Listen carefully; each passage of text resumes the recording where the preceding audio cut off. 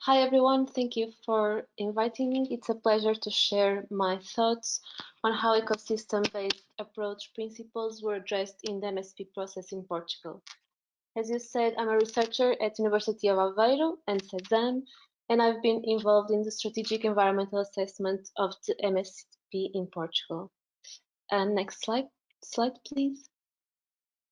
So the main MSP tool in Portugal is the situation plan. It started to be developed in 2015 and it was approved last December.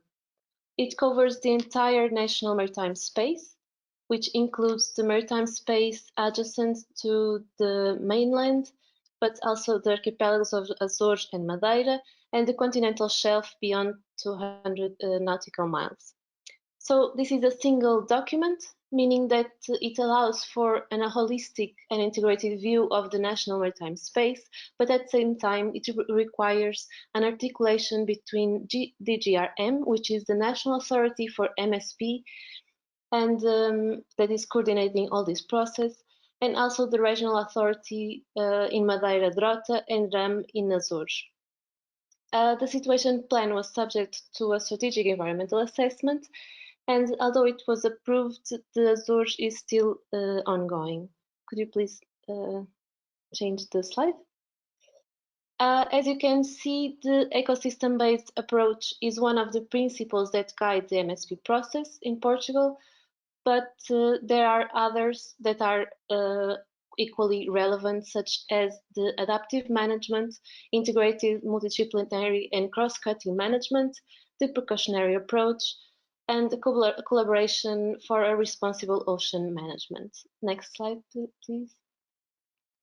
The main goal of the situation plan is to represent the spatial and temporal distribution of existing and potential uses and activities to be developed under a private use permit.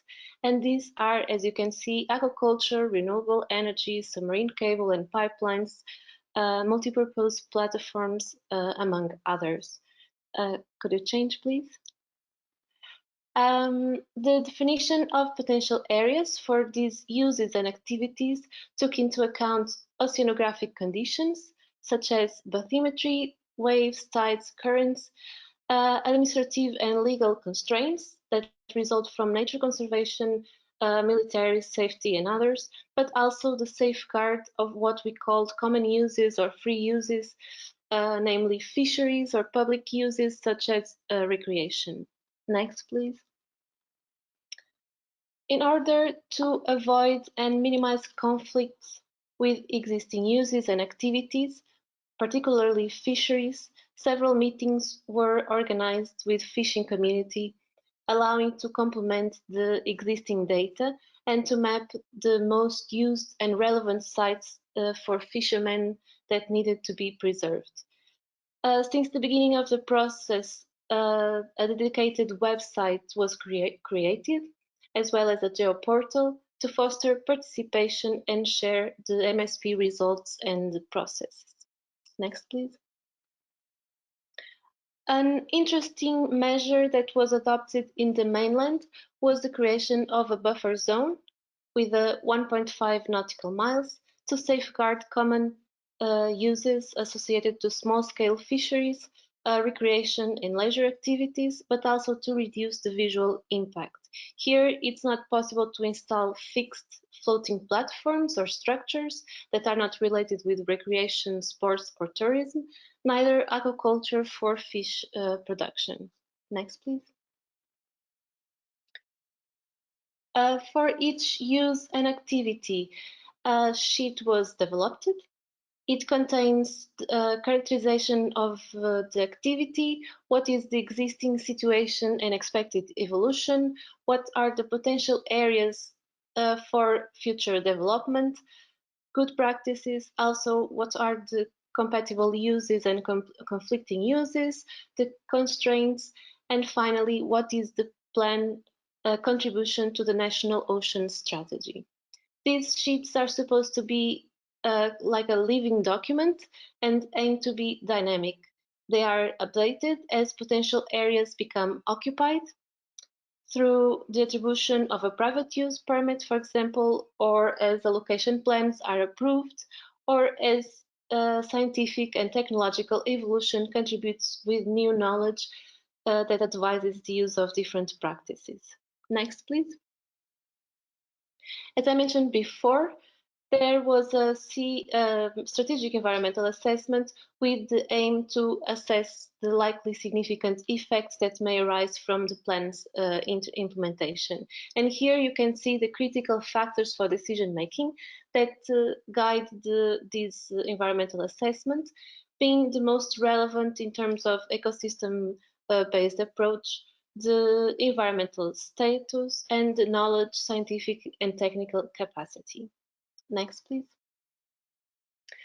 In the scope of the strategic environmental assessment, the pressures of uses and activities on the marine environment were identified in line with the Marine Strategy Framework Directive, and the fact that the entity responsible for MSP implementation in Portugal and the MSFD implementation is the same, it was seen as an advantage.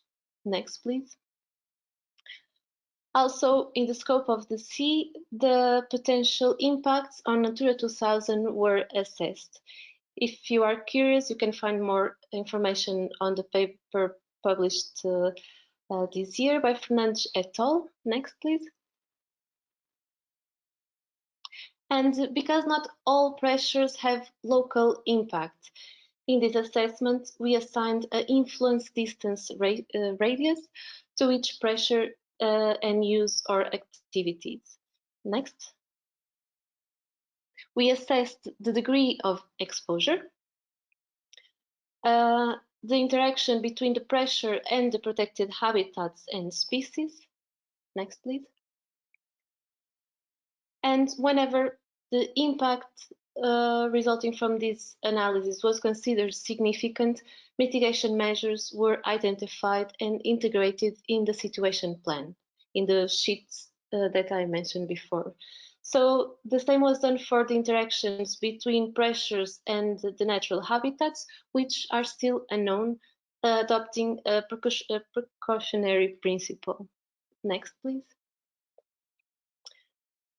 The situation plan aims to be flexible and dynamic, and it will be automatically amended upon approval of allocation plans, for instance, issue of private use permits, whenever there are changes in the environmental conditions, with approval of new laws, regulations, or plans, particularly in the coastal zone or for protected areas, or when there are new legal and administrative constraints. The situation plan may be revised 5 years after entering into force. Next, please.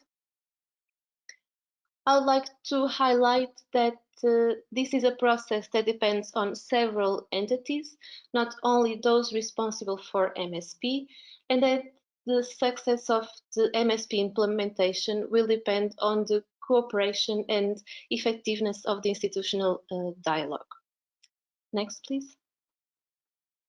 Of course, that there are still several challenges to overcome in an ecosystem-based management, namely the limited knowledge regarding the complexity and state of marine ecosystems, the impacts of certain activities might have on the marine environment, regarding cumulative impact assessments.